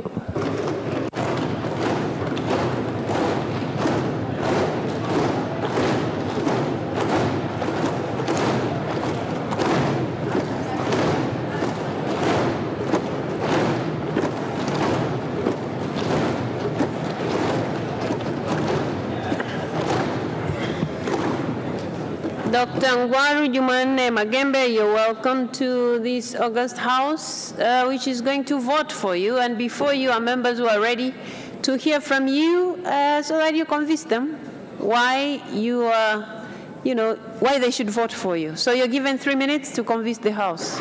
You have the floor. Thank you, Right Honorable Speaker. Right Honorable Speaker, Honorable Prime Minister, and honorable members, my name is, first of all, good afternoon. My name is Dr. Ngwaru Magembe. I am a member of the East African Legislative Assembly who is completing his first term, which will end in December.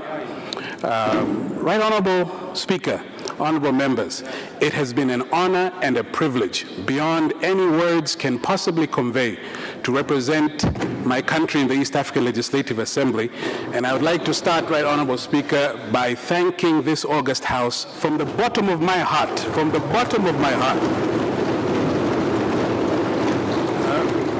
the 5 years that they gave me trust to serve in the East African Legislative Assembly. I have been working tirelessly to repay that trust. I have been the most vocal member who defends our country, who promotes our country, who is tough on oversight to make sure that the taxpayers' money of the United Republic of Tanzania do not go to waste or are used negligently. therefore stand before you, Right Honorable Speaker and honorable members, to ask for another 5-year term. If I'm given another 5-year term, Right Honorable Speaker, I have a few priorities. The first priority will be to ensure that the private sector of Tanzania benefits from the common market. As you know, Right Honorable Speaker, since 2016, our country has been recording a trade balance surplus, meaning that we are exporting into the region more than we are importing. It will be my duty to make sure that the countries that we're exporting to, I will advocate that we will remove all of the non-tariff barriers, the NTBs, things like unnecessary tax measures, unnecessary product health standards, and so forth. Secondly, I will continue to be tough on the issue of execution of the budget to ensure that the contributions from my country and the other 7 countries to the EAC budget are used judiciously and diligently. Thirdly, Right Honorable Speaker, I would like to promise the honorable members that I will continue to give them feedback, continue to be close to them,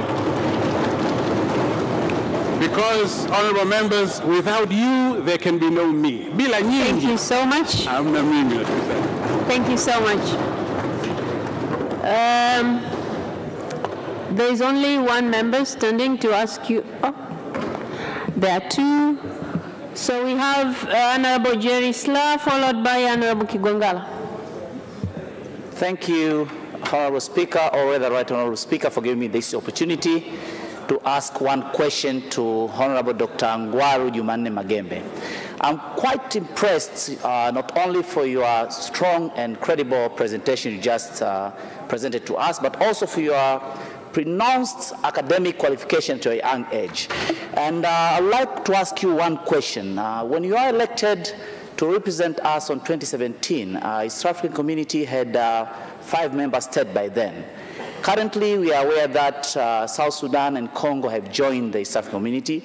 And with the current government investment in infrastructure, be it the standard gauge and the port project, which will increase the haulage of goods in this country, how are you going to cement our footprint as the member of the East African Community on the biggest market of trade in the Congo as the new member of the East African Community? Thank you. Dr. Ngwaru, please, you have 1 minute to respond. Thank you, Right Honorable Speaker. That's a very good question. In truth, we are competing with the Northern Corridor from Mombasa through Nairobi, Kampala, and then down towards the Congo. But I would like to tell you, Honorable Jerry Sla, that our Central Corridor has been constructed cheaper. Our SGR railway is cheaper, and we will be very competitive once it's operational. And I don't see how. Thank you. There is no way that the Congolese business people, who we are, of course, wooing to use our Central Corridor. Our Central Corridor is cheaper, it's shorter. We will be very competitive, Honorable Jerry Sla.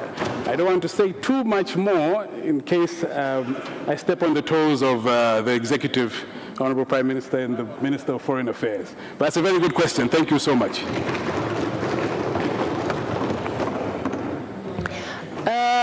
Honorable Dr. Kigwangala. Oh, sorry, I also forgot, because the candidate has only 1 minute to respond, so you have to try and be brief to your questions. Please. Thank you, Right Honorable Speaker. I would like to ask one question to the contestant, Dr. Ngwaru Magembe, and that is, Honorable Ngwaru Magembe, the world today is faced up with 3 most important challenges, which are environmental degradation, the threat to food security that is posed by environmental degradation, and the third one is the high rate of unemployment amongst the youth. I would like to ask you, if you are elected as a member of IALA, how are you going to foster the IALA as a constituent body of the East African community towards finding solutions of these three most important challenges? And what is your take? Well, only one, please. Only one. He has only 1 minute to respond, and you have already asked environmental issues and youth unemployment. So I don't know which one between the two, environmental degradation or unemployment. No, that's just a background, but the question is, what... You have already asked him, come on, you have already asked him. Okay. Because you have asked him how he's going to, so when you began with how, that's the question. Okay. So I'm sure he has gotten it. I will rephrase it. What's your take towards fostering the solutions as an IALA towards solving the challenge of environmental degradation? All right. So, Dr. Ngwaru, you address environmental degradation, and you don't have to look at him because people don't hear you properly. Just look at your mic. Thank you. Thank you, Right Honorable Speaker. That is another very good question. I believe one could write a doctoral thesis just to answer that question. But in short, environmental degradation is a real issue. And if re-elected, this is an area which I'm sure that I could form a bill that would help. Thank you. I could form a bill, and the bill would help to decrease environmental degradation within the 7 partner states. Thank you so much. Those were the 2 members of parliament who had wanted to ask you questions, and you have already responded to them. So I'm giving you 30 seconds to wind up, then you can leave. Thank you. Right Honorable Speaker, I would first like to start by asking you for your vote, and I'd like to ask for the vote of all of the members of parliament here. There are votes for yes, yes, yes, let's send Dr. Ngwaru Magembe back to the East African Legislative Assembly. And I love you all, and God bless you. Thank you so much. Thank you so much. Thank you.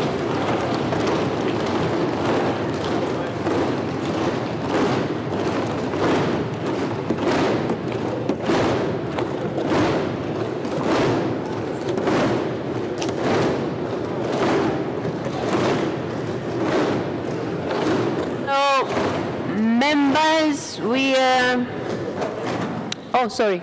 Waheshimiwa wabunge.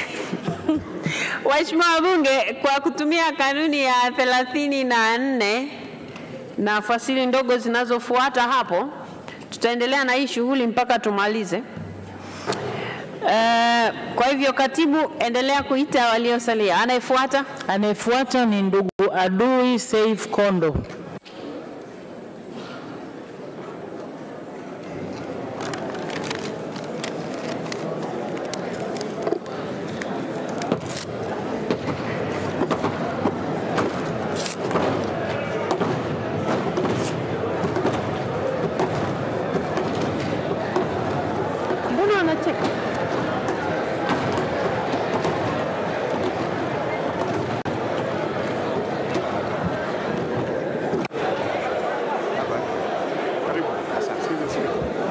Members, before you is Adui Saif Kondo. Mr. Adui Saif Kondo, these are the members of parliament who are going to vote for you if they are convinced that you're capable of representing the country, meaning Tanzania, to the East Africa Legislative Assembly.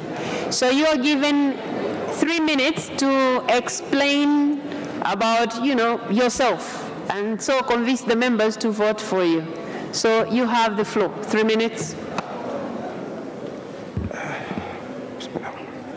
Thank you, Honorable Speaker of this Parliament of the United Republic of Tanzania, Honorable Tulia Ackson, Deputy Speaker, the Prime Minister, distinguished ministers, members of Parliament, ladies and gentlemen.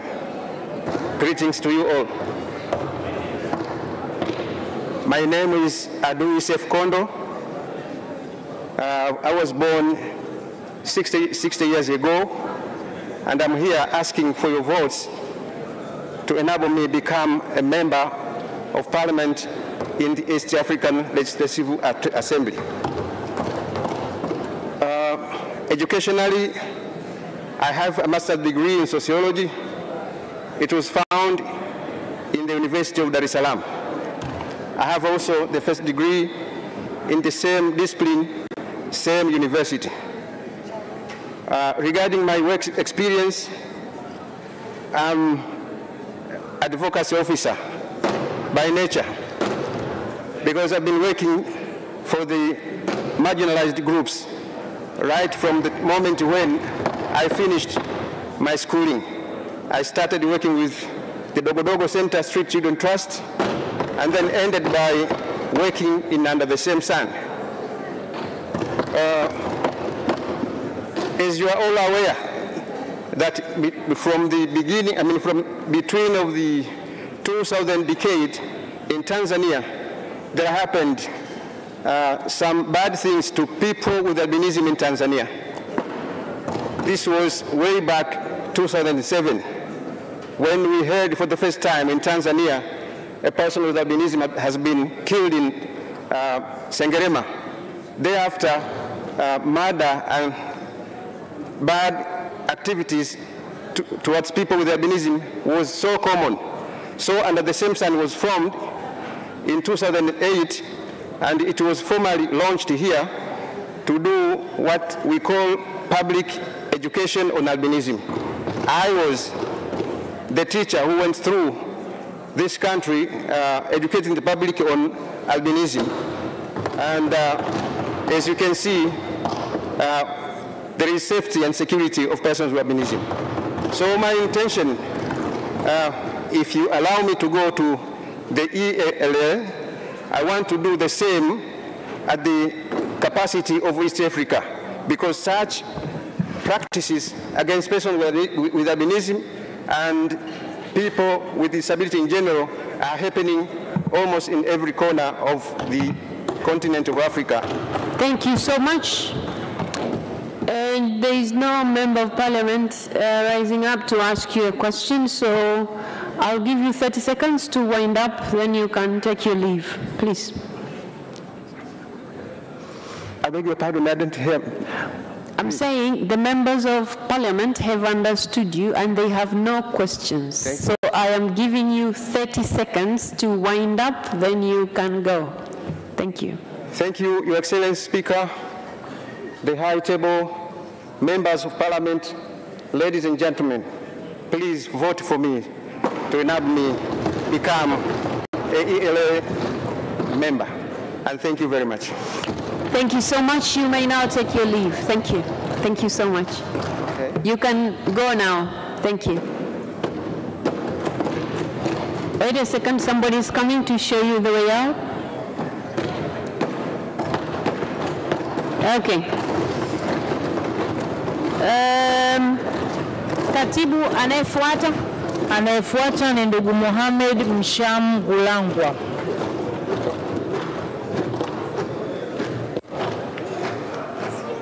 Ndugu Mohamed Msham Gulangwa.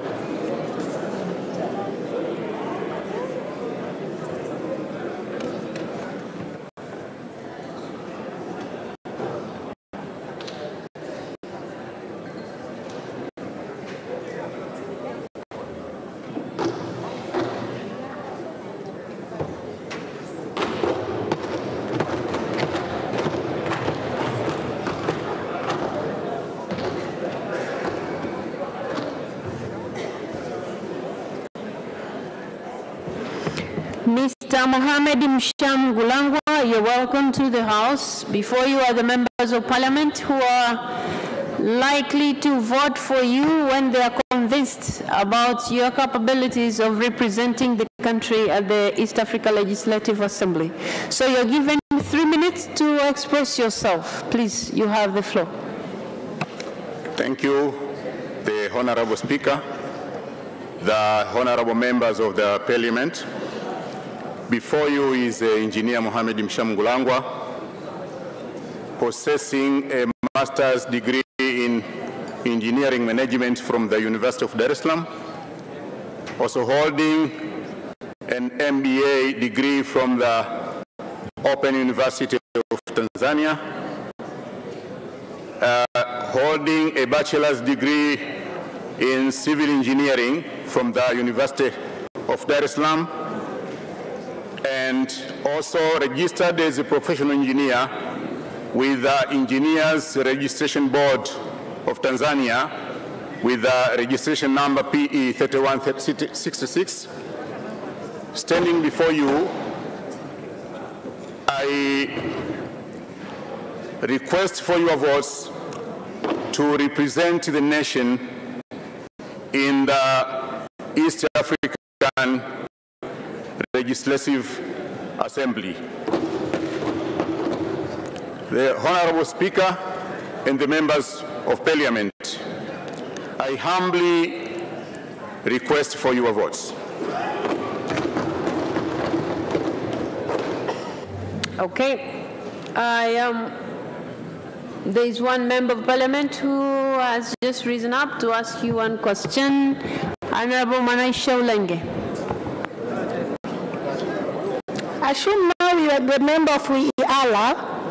What is your true main agenda that will foster economic development, considering of the geographical advantage and the resources that Tanzania have?